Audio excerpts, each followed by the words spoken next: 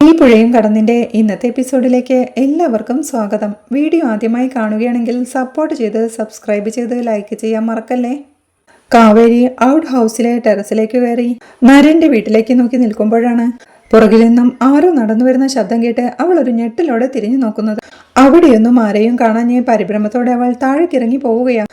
അവൾ സീറ്റ് ഔട്ടിലേക്ക് ചെല്ലുമ്പോഴേക്കും അംബികാമ്മ ചോദിക്കുക, മോള് ചുറ്റി നടന്ന വീടൊക്കെ കണ്ടല്ലോ, എങ്ങനാ വീട് ഇഷ്ടപ്പെട്ടോന്ന്? ഇവിടെ ആരെങ്കിലും താമസമുണ്ടോ ഇപ്പോ എന്നവൾ സംശയത്തോടെ ചോദിക്കേ. ഇല്ലല്ലോ, താക്കോല് തന്നെ അവന്റെ കയ്യില. എന്റെ കൊച്ചുമകൻ നരേന്റെ. എനിക്കിവിടെ വരണമെങ്കിൽ തന്നെ അവന്റെ പെർമിഷൻ വേണം. അപ്പോ നമുക്ക് ഇറങ്ങാമെന്ന് പറഞ്ഞ് അംബികാമ്മ എഴുന്നേൽക്കെ ശാരദയും എഴുന്നേൽക്കുകയാ. നരൻ വരുമ്പോ ഞാൻ താക്കോല് വാങ്ങിച്ചു വെക്കാം. നിങ്ങൾക്ക് എപ്പോഴാന്ന് വെച്ചാ ഇവിടെ വന്ന് താമസിക്കാം. ഇന്നെങ്കിൽ ഇന്ന്, നാളെ എങ്കിൽ നാളെ എന്നംബികാമ്മ പറയുന്നവൾക്ക് കാവേരിയും സന്തോഷത്തോടെ അമ്മയെ നോക്കി ചിരിക്കുകയാ. അല്ല, ഇതിന്റെ വാടകയും കാര്യങ്ങളുമൊക്കെ എങ്ങനെയാ എന്ന് ശാരദ ചോദിക്കേ. പണത്തിന് ആവശ്യമുള്ളത് കൊണ്ടല്ല ഇത് വാടകയ്ക്ക് കൊടുക്കുന്നതെന്ന് പറഞ്ഞില്ലേ, നിങ്ങൾക്ക് ഇഷ്ടമുള്ളത് തീരുമാനിച്ച് തന്നാ മതിയെന്ന് അംബികാമ്മയും പറയുകയാണ്. അവർ പുഞ്ചിരിയോടെ നിൽക്കുന്ന കാവേരിയുടെ കൈ ചേർത്ത് പിടിച്ച്, ഈ മോളെ എനിക്ക് വല്ലാണ്ട് ഇഷ്ടായി. പിന്നൊരു കാര്യം ഞാൻ നേരത്തെ പറയാൻ വന്നതാ. അമ്പലത്തിൽ വെച്ച് തലചുറ്റി വീണ കാര്യം അവിടെ പറയണ്ട കേട്ടോ. കേട്ടാലേ ആള് പേടിക്കും. പിന്നെ എന്നെ തനിച്ച് അമ്പലത്തിൽ പോലും വിടില്ല. ഭഗവാനെ വല്ലപ്പോഴും കണ്ടില്ലെങ്കിലേ ഇത്തിരി പ്രയാസം. നിങ്ങൾ വാടകയ്ക്ക് വീട് അന്വേഷിച്ചു വന്ന രണ്ടാൾക്കാര്, അത്രയേ ഞാൻ പറയൂ എന്ന് അംബികാമ്മ പറയുന്നവൾക്ക് ചിരിയോടെ കാവേരി അത് സമ്മതിക്കുക. എന്നാ അവിടെ ത്യാഗരാജ കീർത്തനം തീർന്നിട്ടുണ്ടാവും. വായെന്ന് വിളിച്ച് അംബികാമ്മ അവരെയും കൊണ്ട് വീട്ടിലേക്ക് പോവുകയാണ്. അവിടെ സീമയും ടെൻഷനോടെ രഘുനാഥിനോടായി പറയുന്നുണ്ട്, സാറിനറിയാലോ ആ വീട് തുറന്നാൽ എന്താ സംഭവിക്കുന്നെന്ന്. അതൊന്നും മൈൻഡ് ചെയ്യാതെയാ അംബികാമ്മ ആളെയും കൊണ്ട് വന്നിരിക്കുന്നത്. അത് കേട്ട് രഘുനാഥും പറയുന്നുണ്ട്, നീ ഒന്ന് അടങ്ങ് സീമേ, അവര് വരുന്നുണ്ട്, ഞാൻ നോക്കിക്കോളാം ബാക്കിയെന്ന്. അംബികാമ്മ അവരെയും കൂട്ടി സീറ്റൗട്ടിലേക്ക് കയറി രഘുനാഥിനോടായി, ഇവര് വാടകയ്ക്ക് വീട് അന്വേഷിച്ചു വന്നവരാ എന്ന് പറയേ അദ്ദേഹവും ഒന്ന് മൂളുകയാ. ഇവർക്ക് വീട് ഇഷ്ടപ്പെട്ടെന്നാ പറയുന്നത്. എന്ന ബാക്കി കാര്യങ്ങള് ഫോണിലൂടെ സംസാരിക്കാം, നമ്പറുണ്ടല്ലോ എന്ന് ശാരദയോടായി അംബികാമ്മ പറയേ. എന്നാ പിന്നെ ഞങ്ങൾ ഇറങ്ങട്ടെ എന്ന് ശാരദയും. നടന്നു പോവണ്ട, ഡ്രൈവർ നിങ്ങളെ ജംഗ്ഷനിലാക്കി തരും എന്ന് അംബികാമ്മ പറയുന്നവൾക്ക് ഡ്രൈവർ പുറത്തേക്ക് പോയിരിക്കുക എന്ന് സീമയും പറയുന്നുണ്ട്. അത് കുഴപ്പമില്ല, ഞങ്ങൾ പുറത്തിറങ്ങിയിട്ട് ഒരു ഓട്ടോ പിടിച്ചു പൊക്കോളാം. ശരിയെന്ന് പറഞ്ഞ് ശാരദയും കാവേരിയും യാത്ര പറഞ്ഞിറങ്ങുകയാ. അവർ ഗേറ്റ് കടന്ന് പോകുമ്പോഴേക്കും അംബികാമ്മയും രഘുനാഥിനോടായി ചോദിക്കുന്നുണ്ട്, എന്താ രഘുവേട്ട ഒരു മനുഷ്യപ്പറ്റില്ലാത്തതുപോലെ? അത് കേട്ട് അദ്ദേഹവും മനുഷ്യപ്പറ്റുള്ളത് കൊണ്ട് തന്നെ അംബികെ, ആ പാവങ്ങൾ സമാധാനമായിട്ട് എവിടെയെങ്കിലും ജീവിച്ചോട്ടെ എന്ന് പറഞ്ഞ അവിടെ നിന്ന് എഴുന്നേറ്റ് അകത്തേക്ക് പോവുകയാ. സീമയും അംബികാമ്മയോടായി, അംബികാമ്മയ്ക്ക് എല്ലാ കാര്യങ്ങളും അറിവുള്ളതല്ലേ എന്ന് ചോദിച്ച് അകത്തേക്ക് കയറി പോവുകയാ. അവരും ടെൻഷനോടെ ആ വീട് നോക്കി സിറ്റ് ഔട്ടിൽ തന്നെ നിൽപ്പാം. അവിടെ നിവിൻ തന്റെ റൂമിൽ ഹെഡ്സെറ്റിൽ പാട്ടും ആസ്വദിച്ച് ബെഡിൽ കിടക്കുമ്പോഴാണ് സത്യൻ അങ്ങോട്ട് കയറി വരുന്നത്. സത്യൻ അവന്റെ അരികിലേക്ക് ചെന്ന് ഡാ എന്ന് വിളിക്കുക. എന്താ എന്നവൻ ആംഗ്യം കാണിച്ച് ചോദിക്കുക. ഡാ അതൊന്ന് ഊരി മാറ്റ് എന്ന് പറഞ്ഞച്ചൻ അവന്റെ അരികിലേക്കിരുന്ന് അവന്റെ ചെവിയിൽ നിന്ന് അത് വലിച്ചുരുകയും, ദാ ഇത് ഊരി മാറ്റ്. അല്ല എന്താ പരിപാടി, എപ്പോഴും ഇങ്ങനെ പാട്ട് കേട്ടിരുന്നാ മതിയോ എന്ന് ചോദിക്കാൻ നിവിനും കൈകൂപ്പി, ഇവിടെ ഇങ്ങനെ ചുമ്മാതിരിക്കാതെ ഒരു കല്യാണം കഴിക്കാൻ പറയില്ലേ പ്ലീസ് എന്ന് പറയുന്നത് കേൾക്കെ അച്ഛനും ഒരു ചിരിയോടെ, എടാ അതൊക്കെ നിന്റെ അമ്മയുടെ പ്രഷറിലല്ലായിരുന്നു, അച്ഛൻ അതൊക്കെ വിട്ടു. പിന്നെ അച്ഛനൊരു കാര്യം കൂടി മനസ്സിലായി, ആരെയും കല്യാണം കഴിക്കാൻ നിർബന്ധിക്കാൻ പാടില്ല, അതൊക്കെ അവരുടെ സ്വന്തം ഇഷ്ടമല്ലേ എന്നച്ഛൻ പറയുന്നവൾക്ക് കറക്റ്റ് എന്ന് നിവിനും സമ്മതിക്കുക. അച്ഛൻ കല്യാണം കഴിച്ചതും തെറ്റായി പോയടാ, വളരെ കറക്റ്റ്. അമ്മയെ കൊണ്ടുള്ള സൈഡ് എഫക്ട്സ് അച്ഛൻ ഇപ്പോഴെങ്കിലും മനസ്സിലായല്ലോ എന്ന് നിവിനും. സൈഡ് എഫക്ട്സോ എന്നച്ഛൻ സംശയത്തോടെ ചോദിക്കേ. അതായത് അച്ഛാ, നമ്മൾ ഈ മെഡിസിൻസ് കഴിക്കുന്നത് എന്തിനാ എന്നവൻ ചോദിക്കേ. അസുഖങ്ങൾ മാറാൻ എന്ന് അച്ഛനും. കറക്റ്റ്, ജീവൻ നിലനിർത്താൻ അത്യാവശ്യം വേണ്ട സാധനമാണ് മെഡിസിൻസ്. പക്ഷേ നമ്മുടെ ശരീരം ചൊറിഞ്ഞു തടിക്കുന്നത് പോലുള്ള സൈഡ് എഫക്ട്സ് ഉണ്ടാവും ചിലതിന്.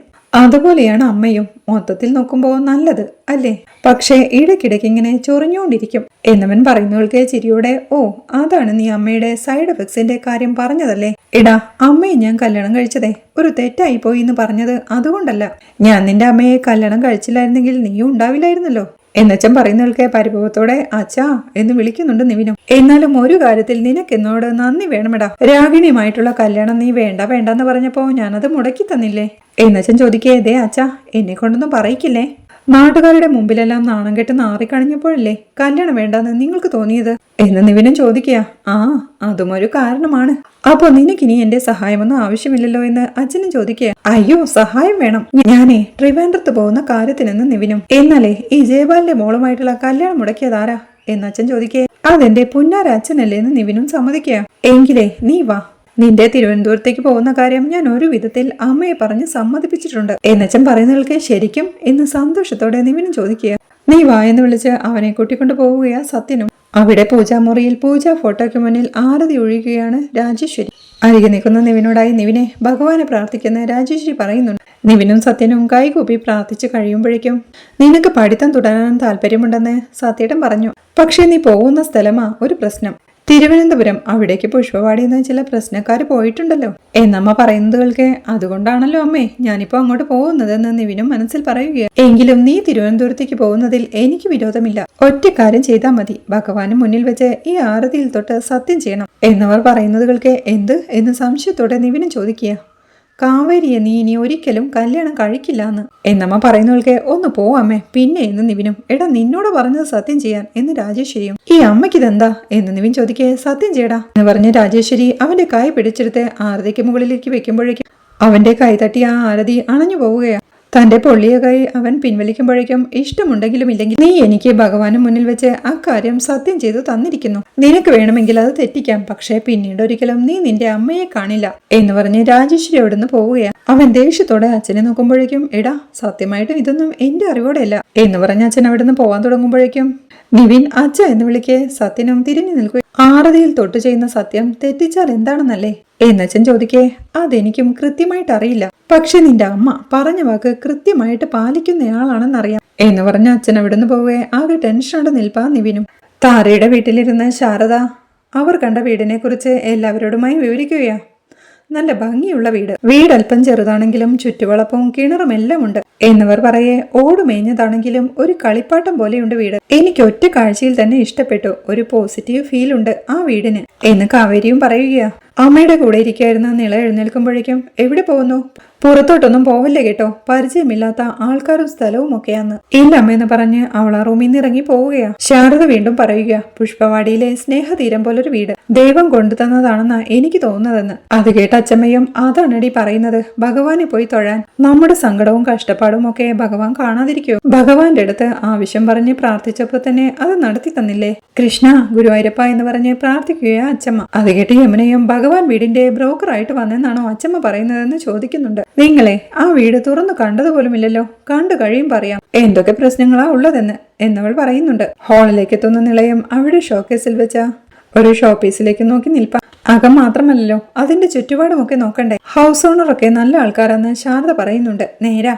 ആ അമ്മയെ എനിക്ക് ഇഷ്ടപ്പെട്ടുവെന്ന് കാവേരിയും പറയുന്നുണ്ട്. ഒറ്റ നോട്ടത്തില് അങ്ങനെയൊന്നും തീരുമാനിക്കാൻ പറ്റില്ല ചേച്ചി. കുറച്ചടുത്ത് പെരുമാറിയാലേ ആൾക്കാരെ മനസ്സിലാക്കാൻ പറ്റൂ എന്ന് യമുന പറയേ. ഗംഗയും പറയുന്നുണ്ട്. ഇവള് പറഞ്ഞത് ശരിയാണെന്നാ എന്റെ അഭിപ്രായം. ആർക്കും അങ്ങനെ നല്ലത് ചീത്താന്നും പറഞ്ഞ് പെട്ടെന്ന് മാർക്കിടേണ്ട നമ്മള്. ഇത് പുഷ്പവാടിയല്ല ടൗണാ. കള്ള നാണയങ്ങൾ ഒരുപാടുണ്ടാവും. ആദ്യം ഒരു വീടിന് അഡ്വാൻസ് കൊടുത്തത് തന്നെ കണ്ടില്ലേ? 10,000 രൂപ പോയ വഴി അറിയില്ല. നിളപ്പോഴേക്കും ആ ഷോപ്പീസ് കയ്യിലെടുത്ത് ചിരിയോടെ നോക്കി നിൽപ്പാ. അപ്പോ വീട് വേണ്ടെന്നാണോ ചേച്ചി പറയുന്നതെന്ന് കാവേരിയും ചോദിക്കുക. വേണ്ടെന്ന് ഞാൻ പറഞ്ഞില്ല. വീടും പരിസരവും ഒക്കെ നോക്കി നന്നായിട്ട് ആലോചിച്ചിട്ട് മതിയെന്നേ ഞാൻ പറഞ്ഞുള്ളൂ എന്ന് ഗംഗയും. ഇനിയിപ്പോ ആ വീടിന് എന്തെങ്കിലും കുഴപ്പമുള്ളതാണെങ്കിലോ എന്നവൾ പറയും. അതൊക്കെ നമുക്ക് നേരിട്ട് കാണുമ്പോ അറിയാലോ ഗംഗേച്ചി എന്ന് യമുനയും. കാണുമ്പോ അറിയാത്ത കുഴപ്പങ്ങളുമുണ്ട്. ആ വീട്ടിൽ ആരെങ്കിലും ആത്മഹത്യ ചെയ്തിട്ടുള്ളതാണോ പ്രേതബാധയുള്ളതാണോ അതൊന്നും നമുക്ക് അറിയില്ലല്ലോ. അത് മറച്ചു വെക്കാൻ വേണ്ടിയാണോ ആ അമ്മ നിങ്ങളോടൊക്കെ സ്നേഹമായിട്ട് പെരുമാറിയതെന്നും ആർക്കറിയാം. ആ സമയത്താണ് മുകളിൽ നിന്ന് സ്റ്റെയർ കേസ് ഇറങ്ങി വരുന്ന താര നില അതും കയ്യിൽ പിടിച്ച് നോക്കി നിൽക്കുന്നത് കാണുന്നത്. അവൾ ദേഷ്യത്തോടെ ഡി എന്ന് വിളിക്കെ. ഞെട്ടിപ്പോയ നിളയുടെ കയ്യുന്നത് താഴേക്ക് വീണ് പൊട്ടുകയാ. അതുകൊണ്ട് താര ദേഷ്യത്തോട് അവളുടെ അരികിലേക്ക് ചെന്ന് എന്താടി കാണിച്ചേ? നിനക്ക് എന്തിന്റെ കേടാടി ഓരോന്ന് നശിപ്പിക്കാനായിട്ട് എന്ന് ചോദിക്കേ. ഞാനത് നോക്കാൻ വേണ്ടി എന്ന് നില പരുങ്ങലോടെ പറയുന്നുണ്ട്. നോക്കാൻ നിന്റെ അച്ഛൻ കൊണ്ടുവച്ചതാണോ ഇത് എന്ന് താര ദേഷ്യത്തോടെ ചോദിക്കേ. അച്ഛനെ പറയില്ലേ താരച്ചി എന്ന് നിളയും പറയുന്നു. പറഞ്ഞ നീ എന്ത് ചെയ്യടി? എന്നെ തല്ലോ എന്ന് ചോദിച്ച് താര അവളെ അടിക്കാനായി കൈയോങ്ങുമ്പോഴേക്കും അത് കണ്ട് അങ്ങോട്ട് വന്ന കാവേരിയും താക്കിയതോടെ താര ചേച്ചി എന്ന് വിളിക്കുന്നുണ്ട്. ബഹളം കേട്ട് ശാരദയും കൂട്ടരും അങ്ങോട്ട് വരികയാ. നില സങ്കടത്തോടെ കരഞ്ഞ് അമ്മയെ ചേർത്ത് പിടിക്കുകയാ. എന്റെ അച്ഛനെ പറഞ്ഞമ്മേ എന്നവൾ സങ്കടത്തോടെ പറയേ. ഇവിടുത്തെ വിലപിടിപ്പുള്ള സാധനങ്ങളൊക്കെ തട്ടിമറിച്ചിടുക. അച്ഛനും അമ്മയും ഒക്കെ വരുമ്പോ ഞാൻ എന്ത് മറുപടിയെ പറയണ്ടേ എന്നവൾ ദേഷ്യത്തോടെ ചോദിക്കേ.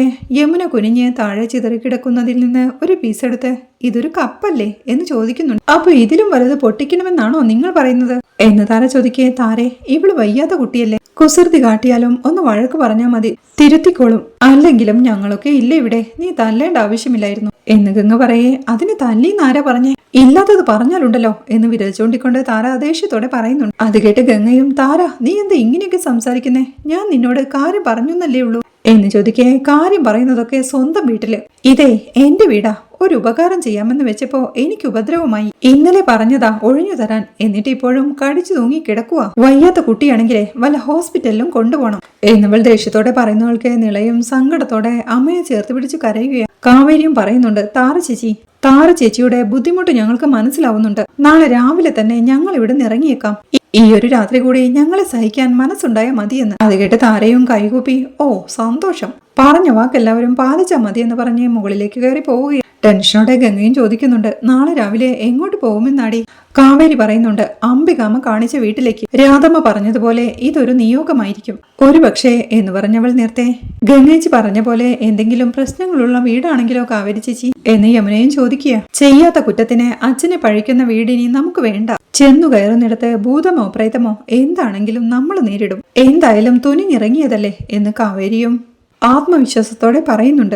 ഔട്ട് ഹൗസ് വാടകയ്ക്ക് കൊടുക്കുന്ന കാര്യം അറിഞ്ഞ് മുത്തശ്ശിയോടും ഇളയമ്മയോടും വഴക്കുണ്ടാക്കുകയാ നരേൻ. ഹാളിലുള്ളതെല്ലാം തട്ടിത്തെറിപ്പിച്ച്, ദേ ഇളയമ്മയോടായോണ്ടാ ഞാൻ എന്നവൻ ദേഷ്യത്തോടെ വിരൽ ചൂണ്ടി പറയുമ്പോഴേക്കും ബഹളം കേട്ട് രഘുനാഥും അങ്ങോട്ട് വന്ന്, എന്താ ഇവിടെ ഒരു ബഹളമെന്ന് ചോദിക്കുന്നുണ്ട്. ഞാൻ ഇവനോട് ഔട്ട് ഹൗസിന്റെ താക്കോൽ ചോദിച്ചു എന്ന് ഗായത്രിയും പറയുക. എന്നേക്കുമായി പൂട്ടിയതൊന്നും ആരും തുറക്കാൻ നിൽക്കണ്ട. ആ വീട് തുറന്നാ പിന്നെ എന്താ ഉണ്ടാവുകയെന്ന് എല്ലാവർക്കും അറിയാലോ. കളിയും ചിരിയും തമാശയും ഒക്കെയുള്ള പഴയ നരേനാവാൻ ശ്രമിച്ചുകൊണ്ടിരിക്കുക ഞാൻ.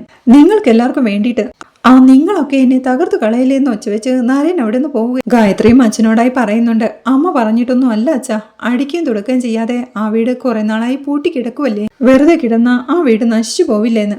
അത് കേട്ട് രഘുനാഥും, ഔട്ട് ഹൗസ് വാടകയ്ക്ക് കൊടുക്കാൻ നിന്റെ അമ്മയ്ക്ക് ആളെ കൊണ്ടുവരാൻ തോന്നാനും ആ വീട് പൊടി പിടിച്ച് കിടക്കുകയാണല്ലോ എന്ന് നിനക്ക് തോന്നാനുമൊക്കെ ഒരേ ദിവസം ഒക്കെ ഒരു നിമിത്തമായിരിക്കുമല്ലേ എന്നച്ഛൻ ചോദിക്കുന്നയാൾക്ക് ഗായത്രിയും പരുങ്ങലോടെ അമ്മയെ നോക്കുകയാ. കള്ളം പറഞ്ഞ് എന്നെ വിശ്വസിപ്പിക്കാൻ പറ്റുമായിരിക്കും, പക്ഷെ അവനെ തീരെ പറ്റില്ല. രാവിലെ തന്നെ നീ ഈ വീട്ടിൽ ഉണ്ടാവുമെന്നാ ഞാൻ കരുതിയത്. അവന്റെ അടുത്ത് താക്കോൽ ചോദിക്കാനുള്ള മണ്ടത്തരം നീ കാണിച്ചല്ലോ. നിന്റെ അമ്മയ്ക്ക് ഇതെന്തു പറ്റിയെന്നാ ഞാൻ ആലോചിക്കുന്നത്. ദുരന്തങ്ങൾ ഓരോന്നായി പടികയറി വന്നപ്പോ പ്രശ്നം വെച്ച് നോക്കിയ പണിക്കര് പറഞ്ഞതല്ലേ ആ വീടിനി തുറക്കണ്ടെന്ന്, പൂട്ടിക്കിടക്കട്ടെ എന്ന്. പ്രശ്നത്തിൽ തെളിയുന്നത് ചുടുകാടാണെന്നാ. സാധാരണ നിന്റെ അമ്മയ്ക്കാണല്ലോ ഇത്തരം കാര്യങ്ങളിലൊക്കെ കൂടുതൽ വിശ്വാസം. നീ ഒന്ന് പറഞ്ഞു മനസ്സിലാക്കി കൊടുക്കണ്ടേ ഗായത്രി എന്ന് ഓർമ്മിപ്പിച്ച് അച്ഛൻ അവിടുന്ന് പോവുകയാ. ഗായത്രിയും അമ്മയോടായി ആ അമ്മയെയും മോളെയും മനസ്സിൽ പിടിച്ചു പോയതുകൊണ്ടാ അമ്മയ്ക്ക് ഇത്ര വിഷമം. ഇതുപോലെ മനസ്സിൽ പിടിച്ചൊരു കൂട്ടരല്ലേ നേരത്തെ അവിടെ താമസിച്ചിരുന്നത്.